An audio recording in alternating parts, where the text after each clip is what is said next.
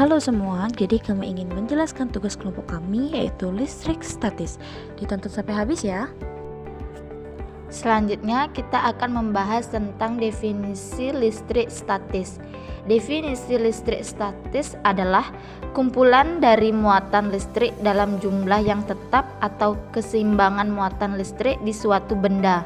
Seperti halnya saat menggosokkan penggaris plastik ke rambut, penggaris ini akan bermuatan negatif, sementara rambut akan bermuatan positif. Nah, di samping definisi, ada 3 cara yang bisa kita lakukan untuk memberi muatan pada listrik statis, yaitu penggosokan, konduksi, dan induksi. Jadi, untuk muatan pertama yaitu penggosokan. Benda di bawah ini memiliki muatan listrik dengan cara digosok dengan benda lain.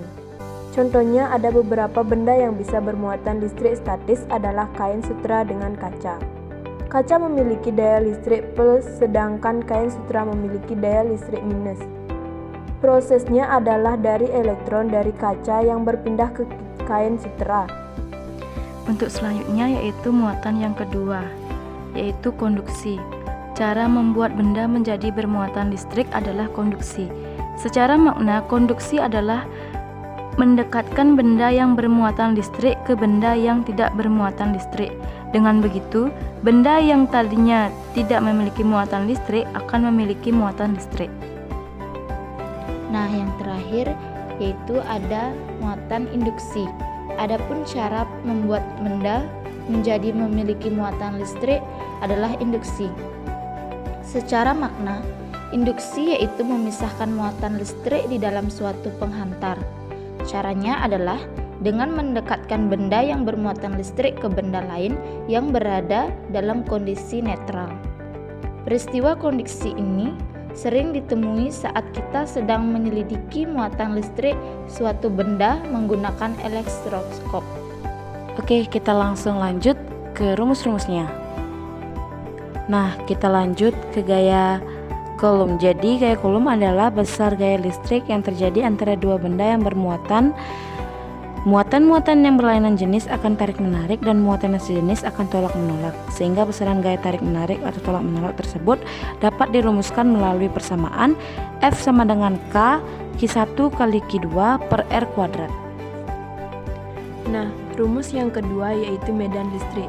Medan listrik adalah daerah di sekitar partikel bermuatan listrik yang masih dipengaruhi gaya listrik atau gaya Coulomb. Arah medan listrik muatan positif bergerak keluar dari muatan sumber, sedangkan muatan negatif bergerak masuk ke dalam. Benda bermuatan penghasil listrik disebut muatan sumber, sementara muatan lain yang diletakkan dalam pengaruh medan listrik muatan sumber disebut muatan uji. Berikut rumusnya. E sama dengan K Q per R kuadrat. Nah, jadi untuk rumus yang ketiga yaitu potensial listrik. Potensial listrik adalah usaha persatuan muatan yang diperlukan guna memindahkan suatu muatan dari satu titik ke titik lainnya. Rumusnya V sama dengan K Q per R.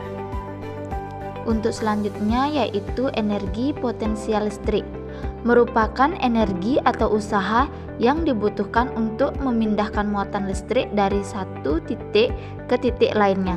Berikut rumusnya. EP sama dengan K Q1 dikali Q2 per R. Nah, untuk rumus yang terakhir ada kapasitor.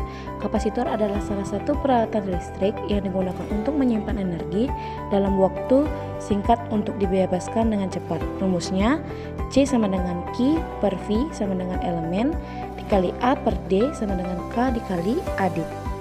Nah, kesimpulan dari materi yang kita bahas tadi yaitu listrik statis adalah listrik yang tidak mengalir dan perpindahan arusnya terbatas.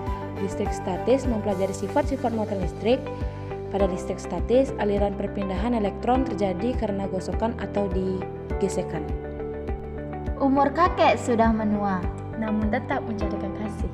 Semoga bermanfaat untuk semua. Kami undur diri. terima kasih.